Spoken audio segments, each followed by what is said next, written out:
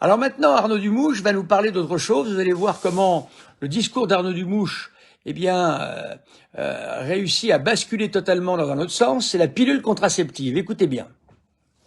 Concernant la contraception, il n'y a pas du tout d'excommunication.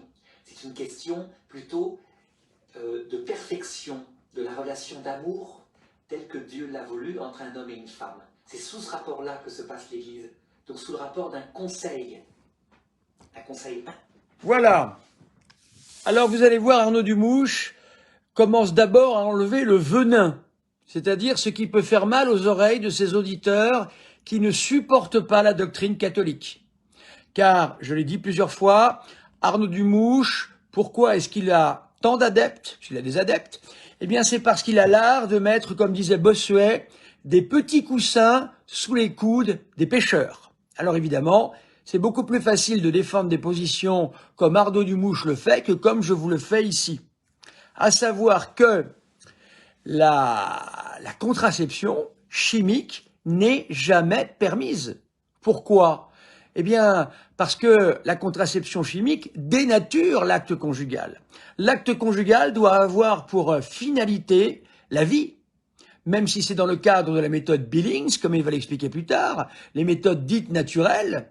Si on les utilise d'une manière trop parfaite, ça peut également devenir un contraceptif, non chimique cette fois-ci. Voilà. Donc ça veut dire que l'acte conjugal doit toujours être ouvert à la vie. Comment Arnaud Dumouche organise ses magouilles théologiques? C'est pas compliqué. Il est en train de vous dire là que tout ce qu'il va développer pendant 31 minutes, ce n'est que de l'ordre du conseil. C'est-à-dire, ça n'oblige en rien. On n'a pas à le confesser puisque c'est un conseil. Donc on peut prendre la pilule si on veut, la pilule contraceptive, ou si on veut pas, on la prend pas. C'est un conseil. Mais Arnaud, vous êtes en train de parler d'une hérésie, là encore. La pilule contraceptive ne fait pas partie des conseils, ça fait partie des préceptes. Je m'explique. Qu'est-ce qu'un conseil évangélique? Lorsque dans la Sainte Écriture, Jésus nous dit, eh bien, si on te frappe sur la joue droite, tends l'autre joue. Ce n'est évidemment pas un précepte, c'est un conseil évangélique qu'il faut comprendre. Ça veut dire que parfois, dans des situations particulières, même si on a raison, eh bien, on a plutôt intérêt à laisser des conflits de famille, par exemple, laisser l'autre gagner, même si on est dans son bon droit, afin d'obtenir, eh bien, ce que l'on appelle quelque chose de l'ordre du précepte, du conseil, qui n'est que conseillé par Jésus. C'est évident. Là, vous êtes pas en face d'un conseil, mon cher Arnaud. Vous êtes en face d'un précepte. Tu ne tueras pas la vie innocente. Et en plus, aujourd'hui, eh bien, les moyens de contraception chimique sont presque tous avec une expulsion à l'annihilation de l'ovule, et c'est donc presque tous des techniques qui procurent un avortement. Et même si les pilules ne procuraient pas d'avortement, ce n'est pas du tout de l'ordre du conseil, c'est un précepte. Je vais vous le lire. Numéro 2370 du catéchisme. Moi, je ne me rapporte qu'au catéchisme, mon cher Arnaud. Vous, je ne sais pas à quoi vous vous rapportez. Hein, je ne sais pas. Vous avez une théologie à vous qui est totalement hérétique souvent. Hein. Voilà. Donc là, vous voyez, ça y est. Là, vous allez faire un discours de 30 minutes qui ne sert à rien, puisque vous avez dit aux gens que c'était simplement un conseil et qu'ils ne sont pas obligés de l'appliquer. Au moins, c'est clair. Alors, je lis le numéro. La continence périodique. Les méthodes de régulation des naissances fondées sur l'auto-observation et le recours aux périodes fécondes sont conformes aux critères objectifs de la moralité. Voilà. Ces méthodes respectent le corps des époux, encourageant la tendresse entre eux et favorisent l'éducation d'une liberté authentique. Méthode Billings, aucun problème. Toutes les méthodes dites naturelles qui fonctionnent très bien aujourd'hui parce qu'il y a, et bien même des choses qu'on vend en pharmacie, hein, qui permettent de bien maîtriser tout ça. Alors je vais maintenant vous lire ce que l'Église dit sur la contraception et ce qu'Arnaud Dumouche nous dit, c'est un conseil. Dans le fond, faites comme vous voulez, mes chers auditeurs. Faites comme vous voulez.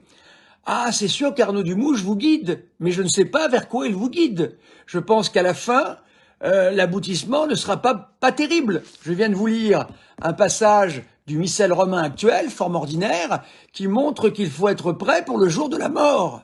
hein, et pas dans un pseudo-passage je ne sais quoi, voyez-vous? Donc si vous le suivez sur ces conseils, et qu'ici-bas vous attendez tranquillement ce fameux passage, et que vous vous retrouvez devant directement le Seigneur pour, eh bien, ce qu'on appelle ce qu'on va appeler le jugement particulier, eh bien, vous ne serez pas bien, je vous le dis. Alors maintenant, je le lis parce que, là aussi, auditeur d'Arnaud Dumouche, vous pouvez, si vous le voulez, prendre la pilule, dit-il. Eh bien, écoutons. En revanche, est intrinsèquement mauvaise. Toute action qui, soit en prévision de l'acte conjugal, soit dans son déroulement, soit dans le développement de ses conséquences naturelles, se proposerait comme but ou moyen de rendre impossible la procréation. Alors évidemment, c'est humanévité auquel on renvoie ici au numéro 14. Voilà. Ça veut dire, mon cher Arnaud, que vous racontez des mensonges aux gens. Vous mentez aux gens. Voilà. Et c'est comme ça que vous arrivez à avoir autant de gens. Parce que comme vous racontez des choses faciles, mais qui n'existent pas, ce n'est pas la foi catholique.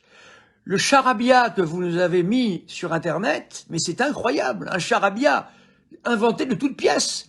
Il n'y a pas un seul péché mortel, il y a le péché contre le Père, contre le Fils, contre le Saint-Esprit.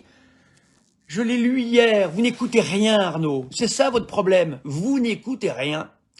Hier, j'ai lu ce qu'était un péché mortel, j'ai obligé de le relire encore, et vous confondez péché mortel avec péché contre le Saint-Esprit.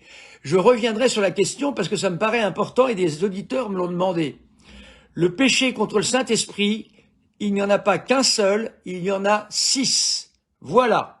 Chers amis, c'était une courte vidéo, je reviendrai pour un commentaire plus approfondi d'une vidéo d'Arnaud, pour bien vous montrer que eh bien, je suis navré, Arnaud vous raconte n'importe quoi, et ça s'appelle des hérésies.